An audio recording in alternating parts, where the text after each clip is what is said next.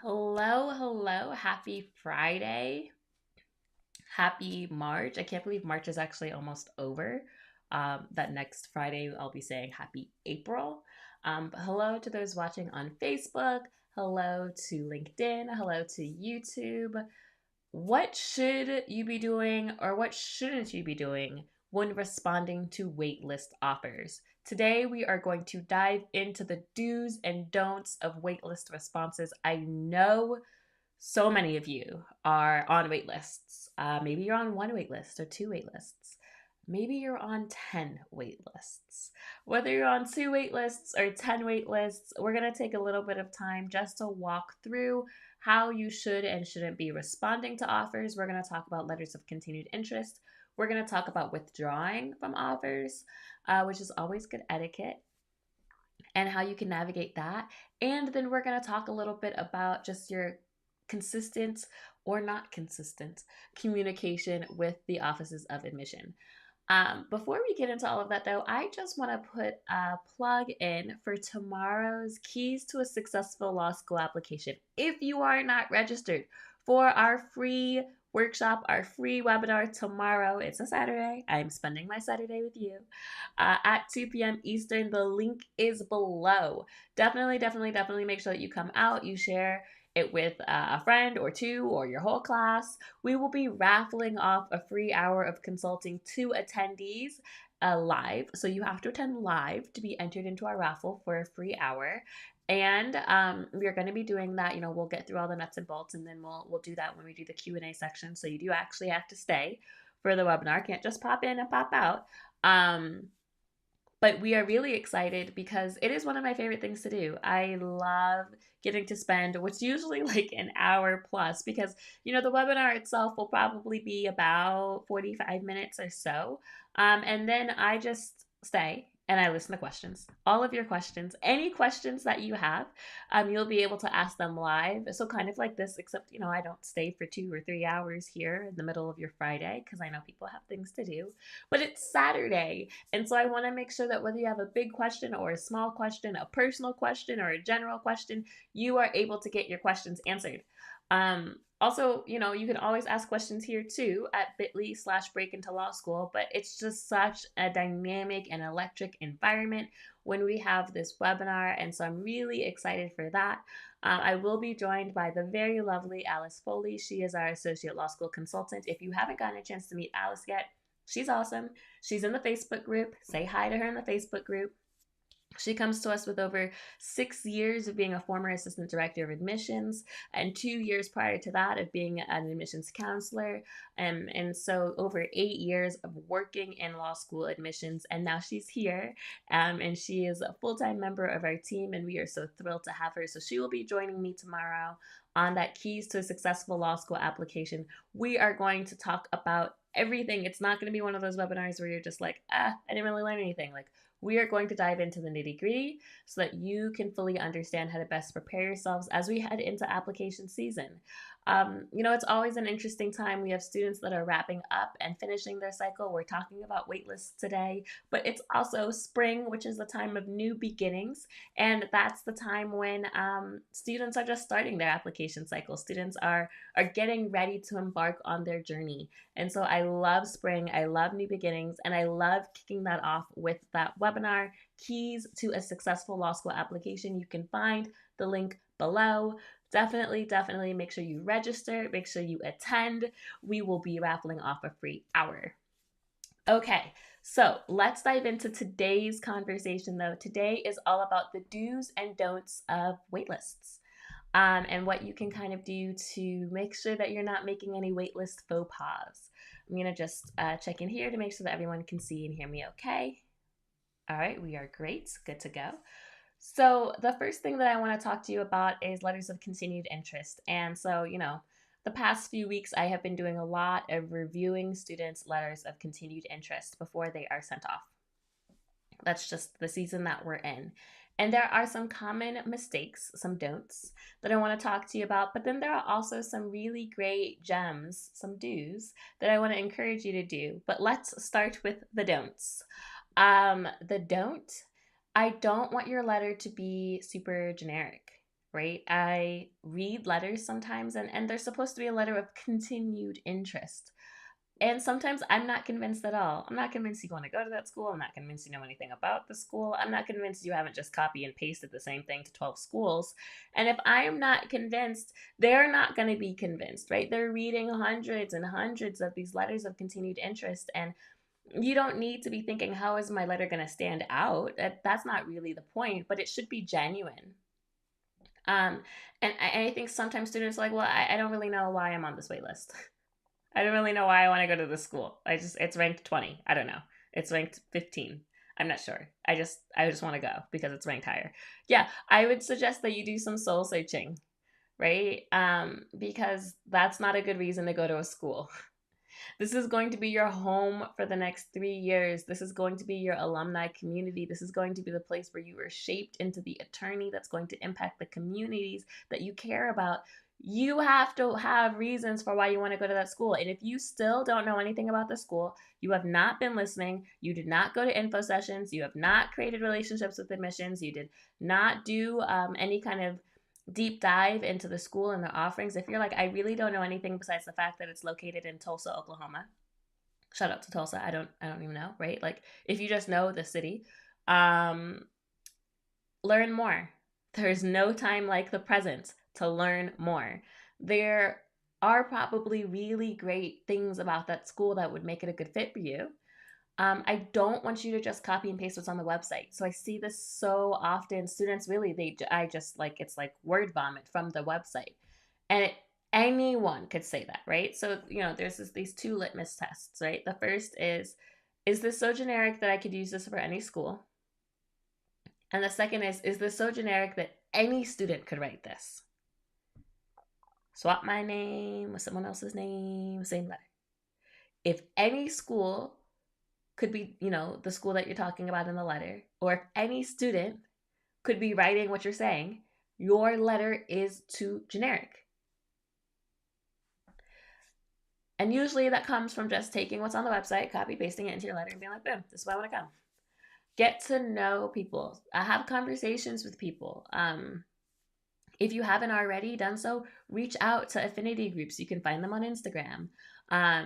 Reach out, to alumni if there's some, like, let's say you went to Sunnyside University for college and you're applying to Sunny State Law School. See if there are any alumni from Sunnyside University who went to Sunny State Law School, and they can talk about their experience or their transition. Alumni love talking about their experience. Don't just reach out to random alumni on LinkedIn because that's a little weird and creepy. But maybe if they're alumni of your current school, or maybe if they're in the same sorority or fraternity, or like I said, an affinity group, the Black Law Student Association, the Muslim Law Student Association, La Alianza, LGBT group, whatever it is, like try to find some genuine connections. We talked a little bit last time on how you make decisions, right? And when we were talking about how you make decisions, one of the things that I had said was you want to be thinking about what communities you could find your home in. Now, if you're a waitlist student, it might feel a little different because you haven't been accepted to that school, but you still want to think about what are the communities I would join. Let me reach out to them, and then maybe they can tell me even more reasons for why the school would be a great fit that I could include in my letter. You want to have some personal reasons. Listen, these letters are not long, right? This is like 1 page, double spaced kind of max. So it's like a paragraph. So I'm really asking for like maybe 3 to 4 sentences, maybe 3 sentences. You can find 3 to 4 sentences that are actually unique and genuine and personal and feels like you're having a conversation. Like, I don't know if you guys have ever, gone on dates. Hopefully some of you have gone on dates. And if you haven't, like, dating's cool. It's cool. But when you're, sometimes, this was not my experience, but I know that sometimes people go on a lot of first dates, like with different people. And maybe you're like texting people, and maybe you went out with Sarah on Tuesday, and you went out with Katie on Thursday, because there's still in the first date category, right? You don't want to accidentally text Sarah about Katie, right? Or say the same things. Like, you want to make Sarah feel like you were really listening to her.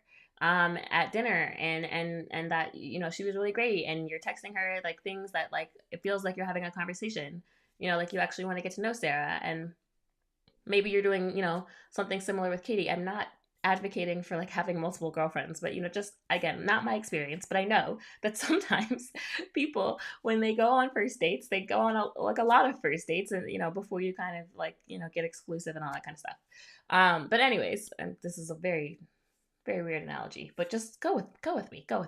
Okay, so you want to find the special things about every school. It's like courting, right? And you want them to feel like, wow, they actually like us, they actually care about our school, they actually want to come here, and not they're just writing it because some girl on YouTube said you needed to write letters of continued interest, so here's my letter of continued interest, but I don't really care, right?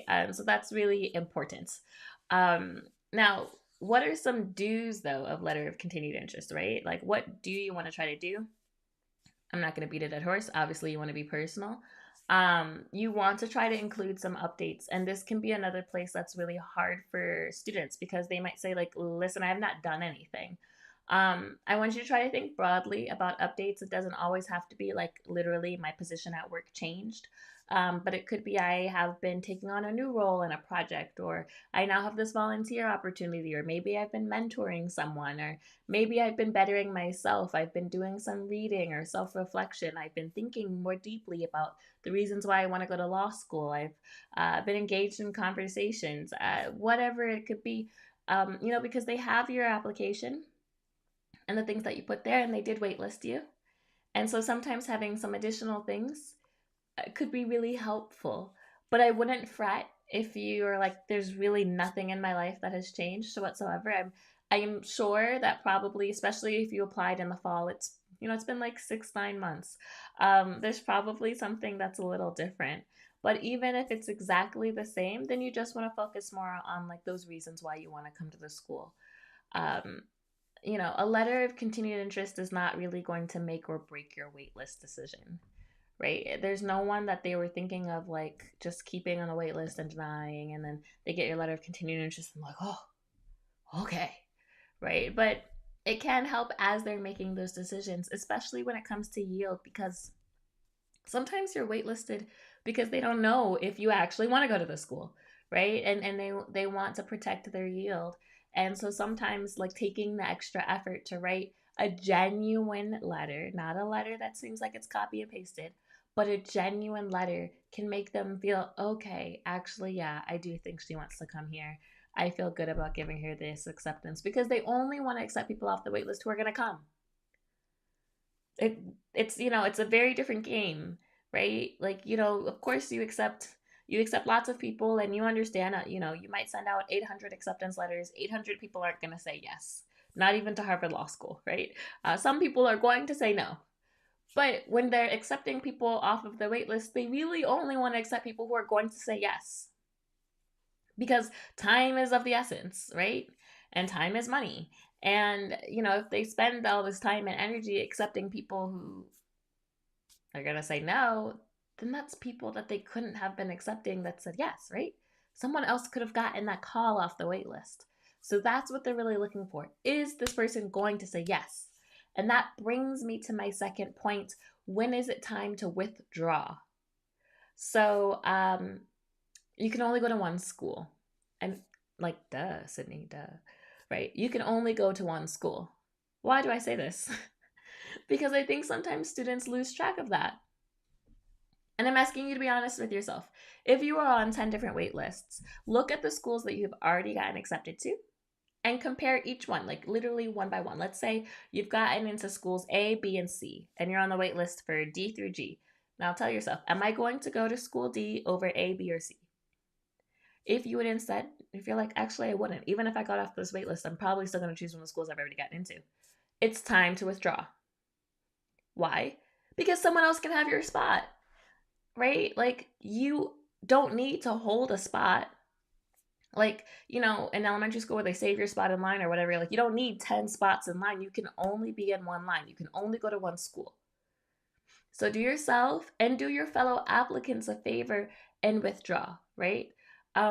Like, literally ask yourself that question, because sometimes, if we're going to be real with ourselves, we know, yeah, I'm not really going to go to that school. It might be geography, right? Like, oh, I thought I wanted to go to California, but if we're going to be honest, I'm probably going to choose one of the East Coast schools I got into. Great. Withdraw politely. What does that look like? Thank you so much for, the offer of staying on your wait list. I really appreciate it at this time. However, I am going to withdraw from the wait list, and choose a different offer. That's it.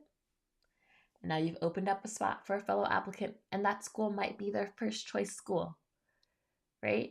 You want to be a courteous and kind applicant in this process. Holding on to a waitlist spot just to hold on to it doesn't do anyone any good, right? And it's like still sort of occupying some like space in your brain. Even if it's a small amount of space, there is still some brain space that's like being held on by that school. And I would just encourage you to let it go.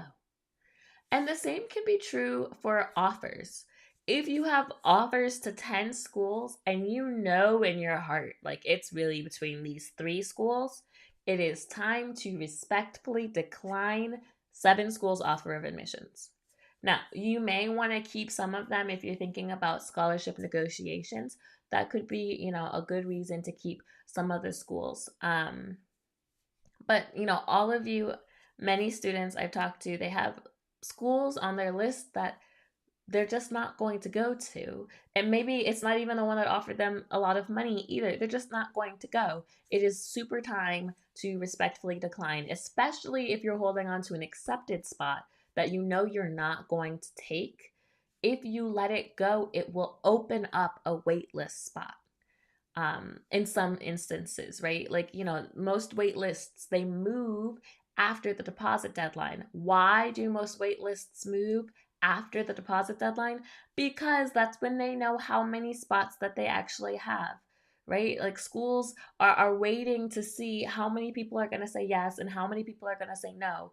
And if you know it's a no, then you need to tell the school so that someone else can have that spot. That's really important. So you definitely want to make sure that whether it's a waitlist offer that you know you're not going to take because you're going to take one of your other accepted offers, and you can stay on some wait lists but not others, right? You might say, listen, I like school A, B, and C that I've gotten into more than school D. But if I got into school E, I don't know, that changes the game. Okay, you stay on school E's waitlist. You withdraw from school D's waitlist, right? And maybe it's not A, B, and C. Maybe it's just A and B. Then you politely decline school C's acceptance, right? But you want to be courteous applicant in this process. And then the last thing I want to talk to you about is just how much communication to have when you're on the wait list. So we have talked about letters of continued interest. We've talked about some do's or don'ts. We've talked about withdrawing, but how much conversation, how much interaction should you be having if you're on the wait list? I always say this depends. This depends a bit on the school. One of the first questions I love for students to ask, when they're waitlisted is, how often would you like to hear from waitlist candidates?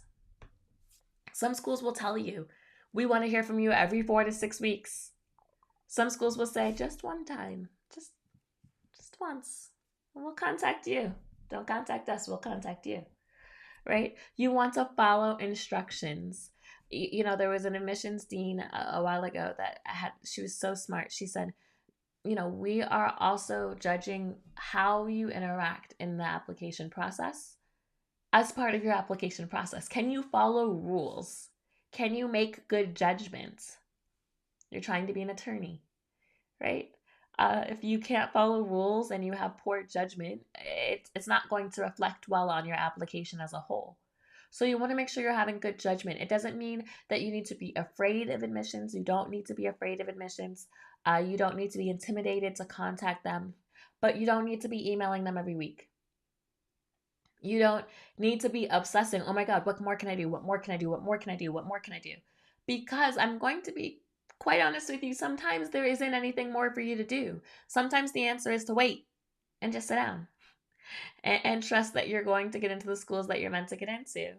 But I know that sometimes students, they feel like, well, I already wrote a letter of continued interest. What else can I do? What else can I do? And like sometimes it's like nothing. Nothing. They have all the information they need to make a good decision. Maybe that's a decision in your favor, maybe that's not, but sometimes there's not more that you can do, and trying to do more is not going to help your case, right? So if it's a school that is open to you reaching out to them every 4 to 6 weeks, great. You can do that with another letter of continued interest or just an update. If it's a school that wants less or fewer contact points, then that's okay too. But you just want to be respectful and understand the fact that they may not have any new information right now. I mentioned that a lot of times waitlists move after deposit deadlines. So they just literally just like, you've sent this letter of continued interest, they've received it, they're very happy, but they don't have any new information. They don't know any more about how many spots they have. They might not have even started pulling from their wait list yet because they don't know. In which case, there's nothing more for you to do, because like the information that they're missing is not information that you have. The information that they're missing is information that they will have on their end. And until they get that information, they can't give you any new information. You see how that works? Like them first, then you. And so there's nothing more that you need to do because they're not in a position to best utilize even the information you're giving them. So you just have to wait, right? And so that's really important, that you understand that there are also other factors in play here besides just yours. Sometimes it can be really easy to just think, my application. There's like a lot of applications. And there's also like institutional priorities, and they're trying to balance scholarships, and they're trying to figure out, if they're trying to grow their class or shrink their class. There's a lot of things that goes on into admissions. That's why I can never give you a black or white answer when it comes to, oh, if I do this, will I get in? If I do this, will I get off the wait list? Like a lot of it is, it depends. But that's because there's so many balls in the air, right, when it comes to admissions. And you don't see what's on the back end sometimes, right? We only see the front end, but there's a back end. And they've got a lot of pots on the stove in the back end. But it doesn't mean that they don't like you. That doesn't even mean that they're not going to take you off the wait list, right? They might be like, yes, you're our number one off the wait list. But they can't say that yet because they don't know fully yet, right? So you got to trust that if you do what you're supposed to do, you write a really compelling and personal letter of continued interest. You follow their guidelines for how often they want you to be contacting them. You're making meaningful updates. Maybe for some of you, that means you're taking an LSAT exam again, because that could really change a lot of things, to be honest with you. Sometimes just a higher LSAT score is all you need to get off the wait list. Sometimes it's not, but sometimes it is. And so, or a higher GPA, sometimes that's all you need to get off the wait list. So if you're taking care of things on your end, you have to trust that things are going to work out the way that they're supposed to. All right, there's a couple of questions here. Why do schools have multiple wait lists? I know schools that have priority wait lists in addition to the regular one. What's the purpose of that? Honestly, it's for their own organization, right? So every school has a different waitlist process. Some schools have a ranked waitlist and some schools do not. Some schools have 2 tiers or 3 tiers of wait lists, right? Sometimes priority or regular. Sometimes that can be their attempt to sort of help you, right? Know where you stand, right? If it's a school that has, I'm just going to make this up because I don't want to add any school. So let's say it's a school that has a super wait list and then a priority wait list and then a regular wait list, right? Like super, priority, regular. If they tell you you're on the regular wait list, it should indicate to you that while they liked you enough to wait list, it's likely not going to be a school that you're going to come off the wait list for. Every school also uses their waitlist different. Some schools waitlist more people than others, and that's because of different institutional priorities and needs, right? And so a school that maybe waitlists a lot of more people, they may have these tiers. Now, you could be a school that only waitlists a few people and have tiers. I'm not saying, that. But if you're a school that has a lot of people on the wait list and you have these tiers, you should probably know that it's not likely to happen if you are on that bottom tier. It could happen. Could happen. Depending, if they pull from a certain, tier or whatever, but it kind of gives you some indication. Or maybe, another reason is because they have some lists, let's call it the super list, right? The top priority list. they actually, in a flip way, they want to indicate to you that they're likely going to admit you. Sometimes, grain of salt. Every school is different. But there are some schools that use those tiers to indicate to the top tier that they're likely going to be admitted, but they are maybe under enrolling or under admitting to make sure they don't over enroll, right? So they didn't quite give out as many, maybe they have, I don't know, they have a number of spots, and they're probably saying, okay, we're going to fill 75% of these spots from our just admit pool, and we know we're going to fill 25% of these spots from our waitlist pool. And we want our like super waitlist people, we want them to know that, like, listen, I see you, don't get discouraged, just give us some time just to make sure, just in case, because no school wants to over enroll. That's very expensive for schools, and so they take a lot of steps to make sure that they don't over enroll, that they kind of, are coming in right at the number that they need it. So it's a very delicate system. That's why some schools are actually called enrollment management, right? They're like managing enrollments. And so sometimes these different tiers, they're usually used as signals to the applicant. Sometimes, there's still no guarantees. But I would say that the other thing is it could just be for internal organization, because maybe they have a lot of students on the wait list and they need a way to group them. So it could be for a variety of reasons depending on the school. Um, oh, you're welcome, Raphael. I'm so glad this is helpful. And then there's another question. How do we make law school admissions more equitable? Oh, that's a. How many hours do you have in your day? Um, Going through this process showed me how much schools prioritize accolades over qualities that allow people to be zealous advocates. It's particularly sad to see this happen when there are so many BIPOC, LGBTQ, and first gen students who would be amazing attorneys but must unfairly overcome barriers to get in. Um, yeah, I mean, I do not disagree with you. Of course, this is why I'm here. So I spend my Fridays with you guys. Law school admissions is unfortunately not very equitable. I mean, very few things in this country are equitable, right? There's so many barriers, systemic barriers. I mean, systemic racism is throughout the process.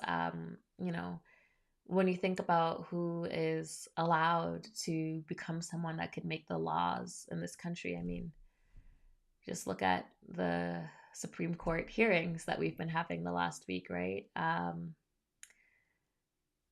There's There will always be people who do not want to see the balance of power shifted. There will always be people who will be afraid of the diversification of this country, of the power and strength of historically excluded individuals. There'll be those who see that we have more power and that we're using our voice to make change, and they're afraid. Um, and there will always be people who will fight vigilantly to keep us not just where we are, but to even bring us backwards. Who will not see us for who we are, but will only see us for the color of our skin, or for our sexual orientation, or for our ethnicity, our heritage, our culture. But it is so important that we continue to push back against that in myriad of ways, right? How do we make law school admissions more equitable? We don't stop trying.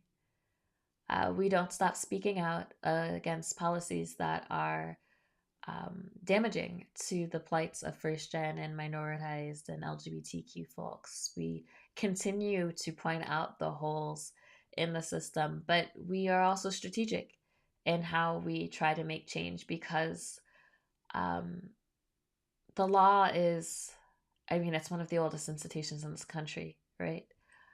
It is the foundation and bedrock of so much of our lives.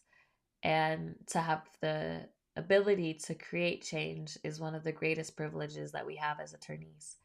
And so you continue, you fight, you get into schools, you bring other people up with you, right? You don't just stop with yourself, but you make sure that there are other people that you are opening the door and the pathway for. You share your knowledge and you share your hope, you encourage, and then you try to do everything that you can so that you get a seat at the table so you can make change.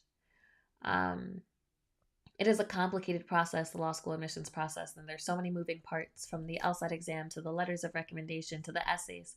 And in every aspect of the process, there it is bias, and there are places that are inequitable. But we do have to not get discouraged, and recognize that we are powerful when we work together in order to create change. Um, Hopefully that was helpful. Like, this is a topic that is very, very near and dear to my heart. This is my full-time job. I want to imagine a different legal world. I want to imagine a landscape that is so much different from the landscape that we're currently living in. And I'm thankful every time I get to talk to you guys. And every time I see how you're flourishing and thriving, I'm thankful, and I'm hopeful that we will continue to move in that direction.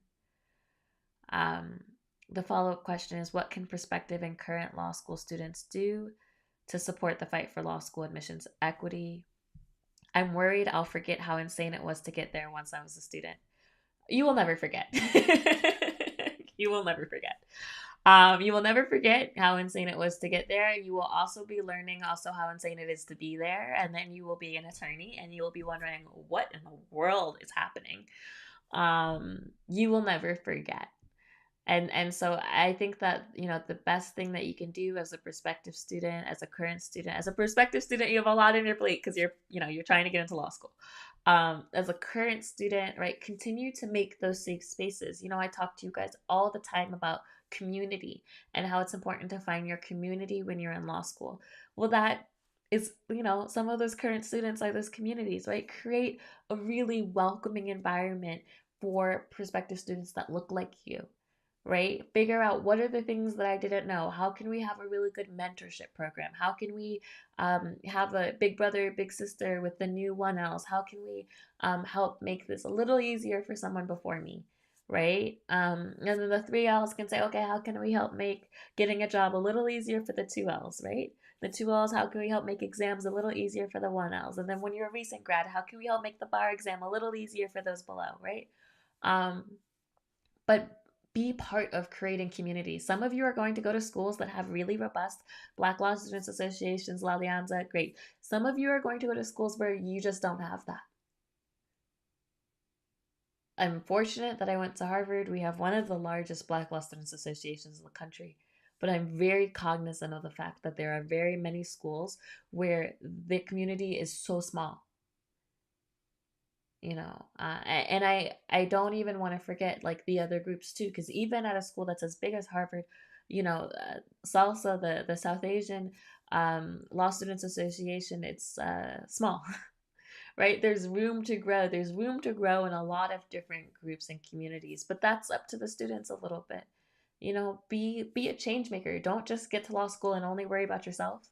I mean, yes, worry about yourself, get good grades, but also like be thinking about how you can make community, how you guys can have study breaks or happy hours or movie nights. Those things matter.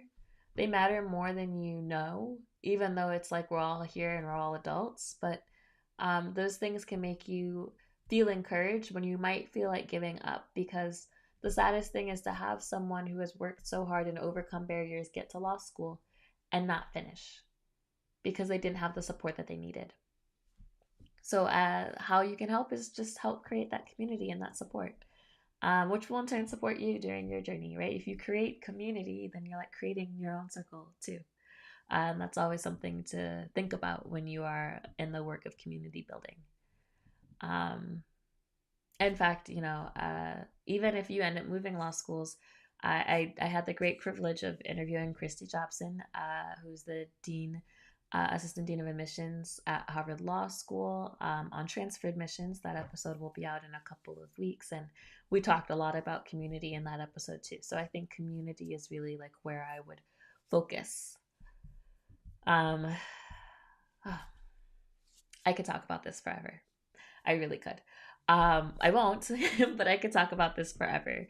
But it is part of one of the reasons why we are having our free workshop tomorrow, our keys to successful law school application, because I think it is important to have those kind of free places where I can share information, where you can ask all your questions, where you can feel seen, heard, and validated. Those are really important as well.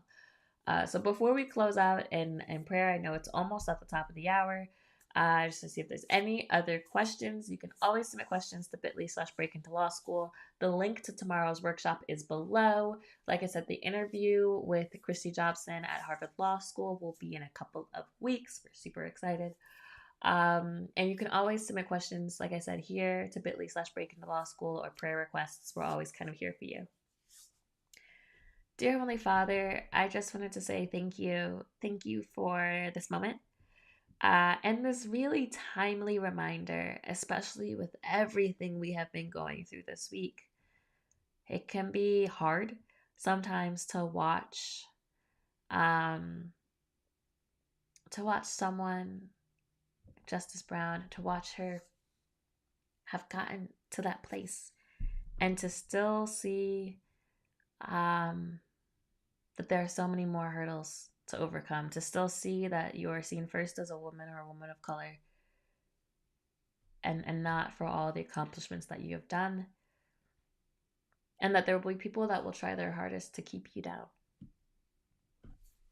So as we have gone through that week, I thank you for this conversation we were able to have on law school equity and admissions, because it is so important that you have put us on this earth, and you have given us this calling, yes, so that we can become attorneys, but also so that we can be trailblazers, so that through our journey we can be a testimony to you, and we can encourage others who might be even too afraid to try, so that slowly but surely we can increase the representation of minoritized and LGBTQ folks, so that we can have and imagine a world that looks different than the world that we have right now. So I thank you for giving us never-ending hope and vision for the future. It can be really easy to get discouraged, but in you we have eternal hope. We have divine hope.